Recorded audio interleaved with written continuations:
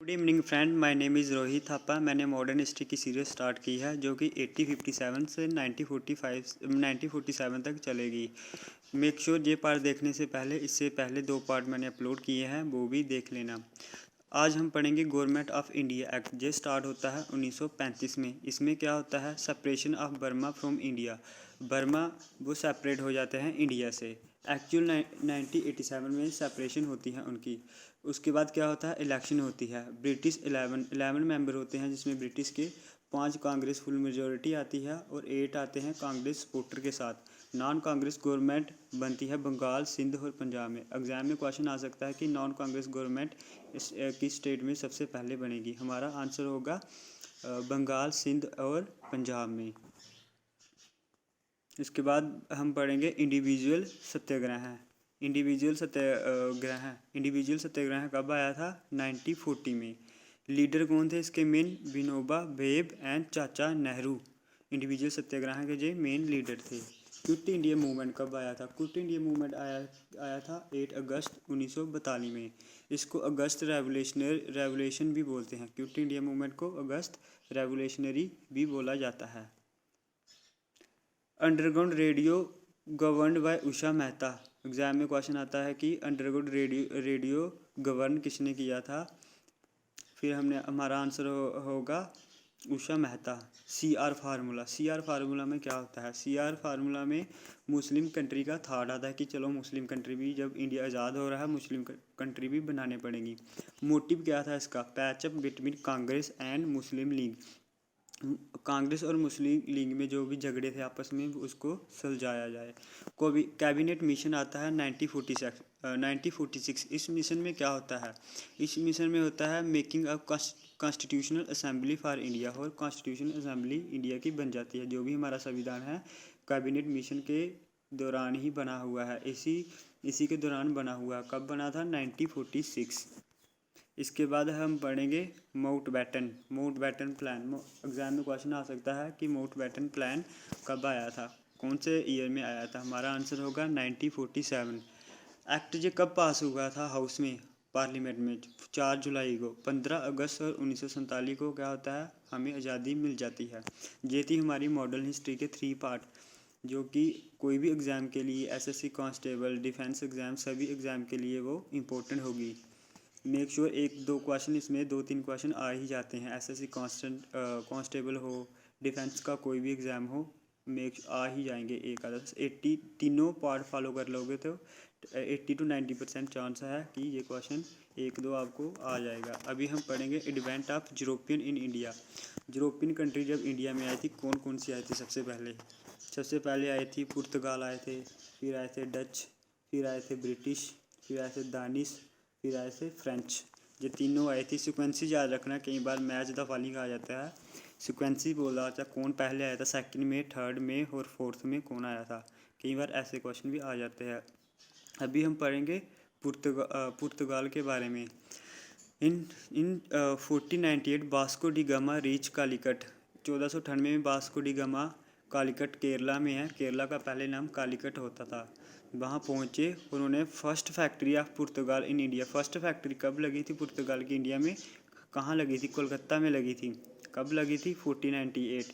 He was welcome by king Zamorin. तब king जमोरियन थे, उन्होंने उनका वेलकम किया था इंडिया में। इसमें इन 1510 गोवा वॉज एनहेक्स्ड बाय पुर्तगाल।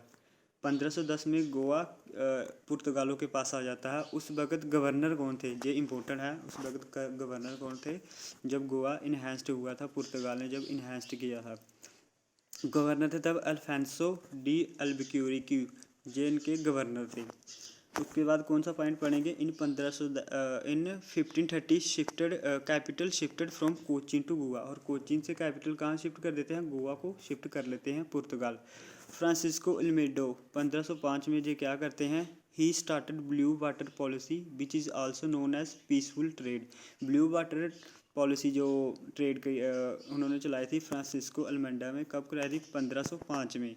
इसको क्या कहते हैं, पीसफुल ट्रेड। इस पॉलिसी में क्या होता था कि बाय रोड के साथ तो आ ही नहीं सकते थे, तो वो जो ट्रेड करना होता था यूरोपियन से इंडिया में। उन्होंने क्या किया था कि ब्लू वाटर स्ट्रेटजी चलाई थी, जो कि समुद्र से नाव के सहारे वो इंडिया में आते थे घूमते हुए, जो कि कोई लुटेरे लटारे लूट ना ले सामान। पहले ये बहुत ही ट्रेंड होता था। 7 पॉइंट हम पढ़ेंगे, अल्फेंसो डी अल्बुquerque is a real founder of पुर्तगाल। एग्जाम में क्वेश्चन आ सकता है कि रियल फाउंडर कौन है पुर्तगाल के। हमारा आंसर आएगा अल्फेंसो डी अल्बुquerque। And abolish practice of sati किसने अबलिश की थी यूरोपियन में से। हमारा तब भी आंसर होगा अल्फेंसो डी अल्बुquerque। इसके बाद हम पढ़ेंगे 8 point. In 1661 the Portugal king gave Bombay to Charles second. 1661 में क्या होता है, पुर्तगाल को ये किंग थे बम्बे दे देते हैं चार्ल्स सेकंड, जो किसके इंग्लैंड के थे, डबरी एज ए डबरी फॉर मैरिड हिज डॉटर। उन 1661 में पुर्तगाल किंग बम्बे दे देते हैं गिफ्ट में, जबकि उसकी सिस्टर की शादी होती है इंग्लैंड के चार्ल्स सेकंड के साथ, वो मुंबई दे देते हैं गिफ्ट में। They also introduce first printing press in India. First printing press in India किसने इंट्रोड्यूस की थी, ये क्वेश्चन भी आ सकता है।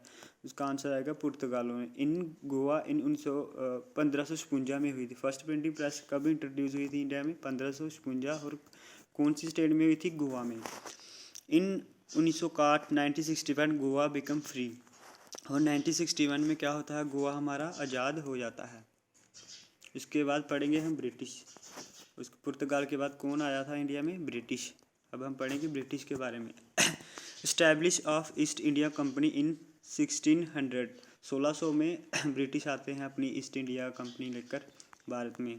फर्स्ट ब्रिटिश कैप्टन हॉकिंस इन जहांगीर कोट। 1608 में फर्स्ट ब्रिटिश कैप्टन जो इंडिया में कौन आया था, जे भी आ सकता है क्वेश्चन। उसका नाम थे हॉकिंस।